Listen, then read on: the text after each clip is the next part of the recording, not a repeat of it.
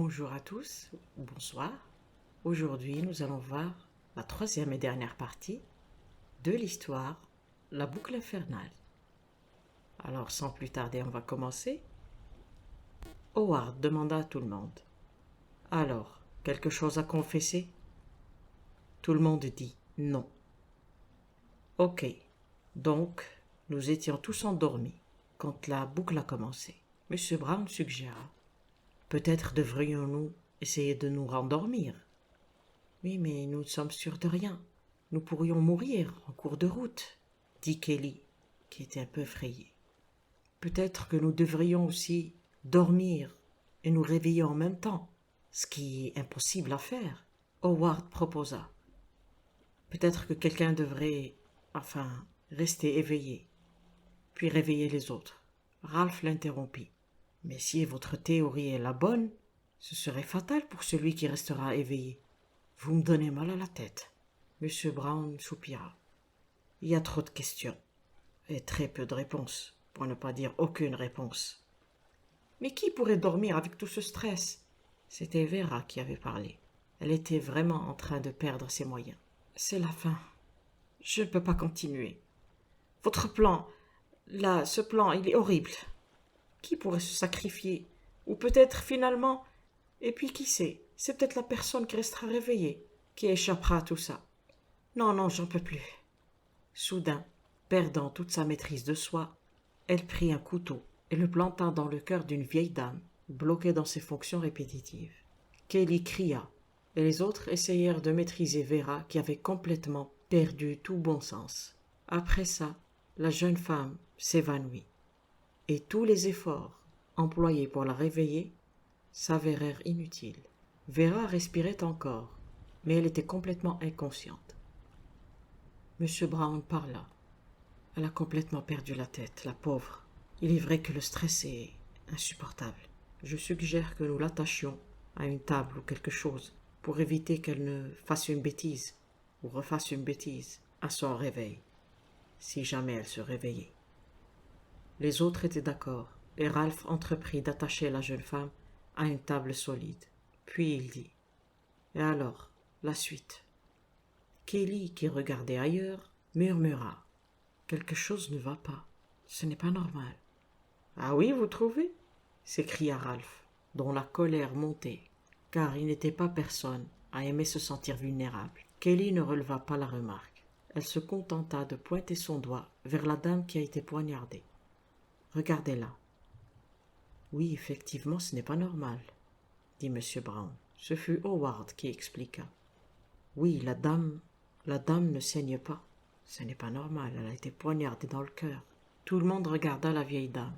Elle avait arrêté ses activités répétitives, elle restait immobile, mais elle ne saignait pas de sa plaie.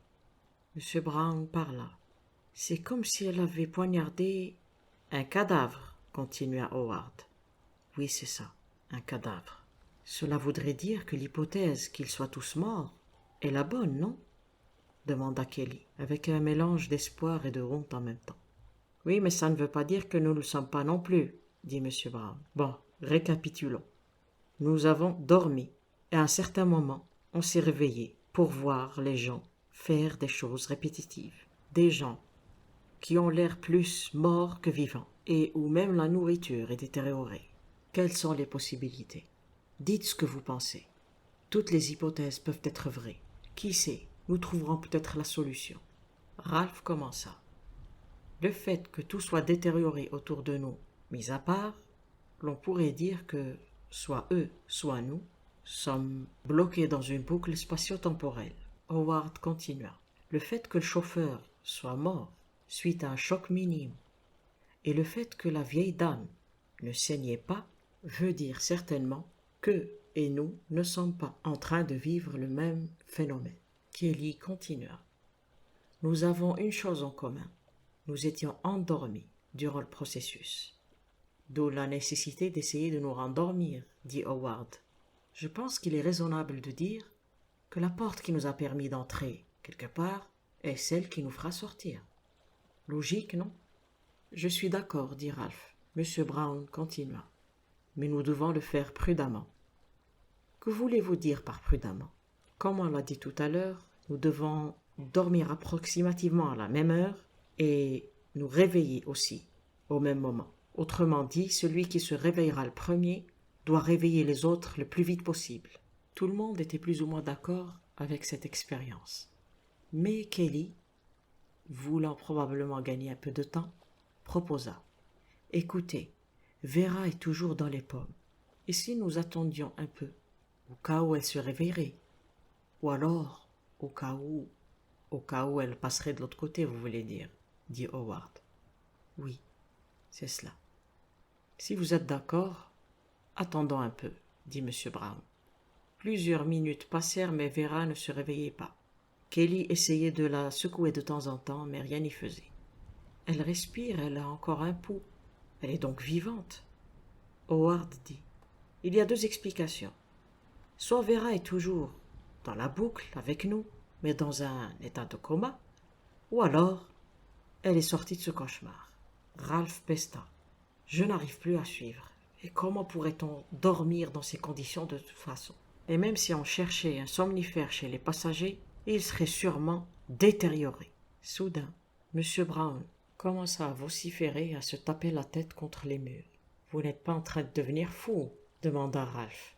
Non, la théorie de l'antimatière, ça doit être ça. Tout le monde le regardait, avec un mélange de curiosité, de peur et même de pitié, croyant qu'il avait perdu la tête. Howard risqua une question. Monsieur Brown, auriez-vous une explication, s'il vous plaît? Oui, tous les physiciens sont d'accord pour dire que l'antimatière existe. Personne ne sait quelle est sa composition. Nous savons qu'une grande partie de la masse de l'univers est constituée de choses que nous ne connaissons pas. Ralph ragea. Est-ce que quelqu'un pourrait me traduire parce que la seule matière que je connaisse, c'est le bois? Je m'explique. Les physiciens ont calculé la masse de matière que nous connaissons dans l'univers et ils se sont rendus compte que cette masse était infime par rapport à la masse inconnue et non moins réelle de ce même univers. C'est ce qu'on appelle la masse cachée.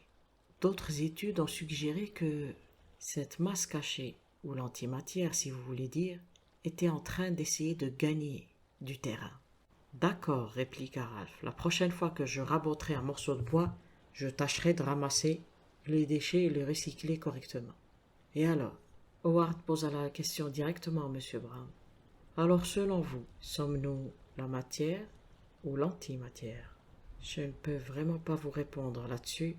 Mais enfin, connaissez-vous la théorie des multivers? Mais tout le monde connaît cette théorie.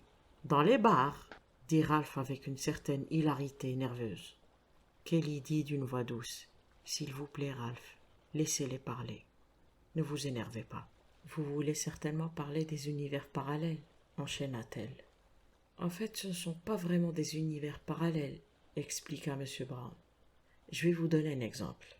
Vous êtes dans une cuisine et vous avez 2 pommes sur la table. Si vous décidez de prendre celle de droite, vous créez un faisceau d'événements, ou un univers si vous voulez dire. Et la pomme qui sera laissée de côté prendra une autre direction, autrement dit, un autre univers. Donc ces univers ne sont pas parallèles, ils sont plutôt divergents. Kelly était impressionné. Mais si cette théorie est exacte, il doit y avoir une infinité d'univers, divergents comme vous dites. Oui, un nombre incalculable. Et ce sont ces multivers qui représenteraient l'antimatière, selon certains scientifiques. La masse cachée que tout le monde cherche depuis si longtemps. Howard demanda. Vous suggérez donc que nous avons fait le même choix à un certain moment et que nous nous sommes retrouvés coincés ici? Mais dormir est quelque chose de banal. Ça ne peut pas être ça. M. Brown expliqua d'un ton très peu rassurant. En fait, j'ai bien peur que quelqu'un ait fait ce choix pour nous. Vous vous souvenez de l'exemple de la pomme? Nous ne sommes pas la main qui a choisi la pomme. Nous sommes la pomme qui a été abandonnée. Dieu du ciel, dit Kelly. Howard, qui commençait à transpirer, protesta. Mais nous ne sommes sûrs de rien, ce n'est qu'une hypothèse. Écoutez, je ne suis qu'un menuisier, mais je trouve ce qu'il a dit très logique, dit Ralph. Kelly aussi essayait de protester. Mais ce sont eux qui sont détériorés. Ce sont eux qui doivent être l'antimatière, non? Mais M. Brown ne se démonta pas. Vous savez, du point de vue de l'antimatière, c'est la matière qui est détériorée. Et l'homme qui s'est jeté dehors, il a dû créer un autre multivers, tout simplement. Vous pensez à quoi, M. Brown? S'il vous plaît, soyez honnête avec nous. D'accord. Je pense que quelqu'un, d'une manière ou d'une autre, a causé notre mort ou nous a plongés dans un coma. Et je ne pense pas que nous allons y survivre. Un silence terrifiant suivit sa phrase. Puis-je essayer quelque chose? Dit Howard en tremblant. Vera, j'ai envie d'essayer de la blesser. Je ne vais pas lui faire du mal. Juste essayer de l'entailler pour voir si elle saigne, dit Kelly. Oui, mais Vera ne saigna pas. Elle est passée de l'autre côté. Tout le monde était choqué. Les visages étaient pâles et crispés, et les mains étaient moites et tremblantes. Et c'est tout? S'écria Ralph. Kelly parla d'un ton monotone. Nous sommes en train de mourir, et Vera, apparemment, serait en train de guérir. C'est une possibilité, dit M. Brown. Alors c'est ça? Nous allons juste attendre que l'antimatière ou je sais quoi nous bouffe, et c'est tout. Ce n'est pas l'idée que j'avais de la mort. Howard tenta une explication désespérée. C'est, je n'arrive pas à croire que je dis ça, une définition rationnelle de la mort. Mais il y a toujours une place pour la spiritualité.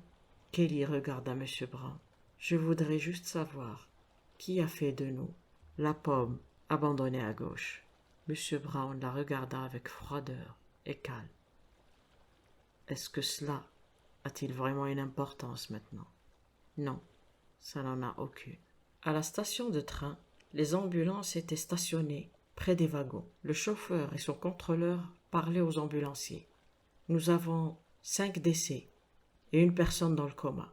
Un médecin confirma les décès et le médecin fit les démarches nécessaires très rapidement pour envoyer la jeune blonde dans le coma à l'hôpital le plus proche.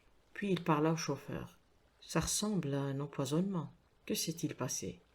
Le chauffeur répondit. « Nous avons contacté la station de départ. Apparemment, le snack qui distribuait les sandwichs avait un problème dans son stock. Quelques boîtes de thon périmées et sévèrement détériorées s'étaient mélangées aux boîtes neuves. Et malheureusement, certains sandwichs ont été contaminés par le thon venant des mauvaises boîtes. Une erreur malheureuse, mais accidentelle. » Puis il ajouta, « Selon l'homme qui était assis près de la jeune blonde nommée Vera Collins, celle qui est dans le coma, avait mangé juste la moitié du sandwich. Elle lui avait dit que le goût ne lui plaisait pas. Mais apparemment les autres avaient mangé leur sandwich entier. » Fin. J'espère que vous avez apprécié l'histoire. Elle contient certes un peu de physique théorique, et je pensais qu'elle servirait bien à cette histoire. Alors si vous avez aimé, n'hésitez pas à commenter, à mettre des j'aime, et à vous abonner si vous êtes intéressé par la suite du contenu. Je voulais profiter de cette vidéo pour lancer un petit jeu. Je ne sais pas si vous avez remarqué, mais j'utilise des prénoms ou des noms de famille pour mes personnages qui sont inspirés des romans d'Agatha Christie. Là, vous avez certainement noté Monsieur Brown. Alors, je vous informe que je le fais très souvent dans mes histoires et que je l'ai fait dans les histoires que j'ai déjà postées. Alors, si vous voulez jouer à ce jeu, essayez d'épingler les noms ou les prénoms présents dans les histoires et mettez-les en commentaire avec le nom du livre où ils ont été mentionnés. Bien sûr, en évitant de dire que c'est le meurtrier de tel livre ou des détails de ce genre. En tout cas, moi, j'ai utilisé les noms et les prénoms au hasard. Rien à voir avec leur statut de victime ou d'assassin. C'est une façon pour moi de rendre hommage à celle qui m'a initié au suspense et au thriller. Je prends congé de vous, portez-vous bien, continuez à écouter mes histoires, ça me fait plaisir, et merci.